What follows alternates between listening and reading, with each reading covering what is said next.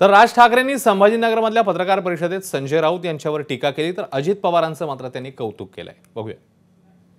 आम्हाला इशाऱ्याने धमकी देऊ नका, तुम्हाला जर धमक्या द्यायच्या असतील तर फडणवीस आणि महाराष्ट्र द्रोह्यांना असं संजय राऊत. आई बाबा होण्याचे स्वप्न अजून पूर्ण झाले नाहीत का? आई बाबा होण्याचे तुमचे स्वप्न पूर्ण करा अपोलो फर्टिलिटीद्वारे. मोफत सल्ल्यांसाठी कॉल करा 9953959370. कोणाला नाही, ती शरद पवारांची सोंगटी आहे, ती करवली, त्यांच्या अमंगल कार्यातली करवली आहे ती. कळलं का? ते उंबरठ्यावरती बसून तिकडे आयुष्य जवळ आहे.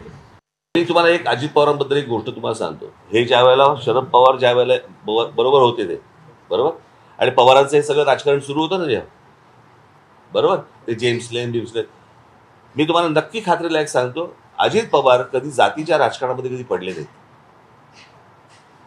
एवढं निश्चित. बाकी माझे अनेक मतभेद असतील, माझे असतील, अनेकांचे असतील,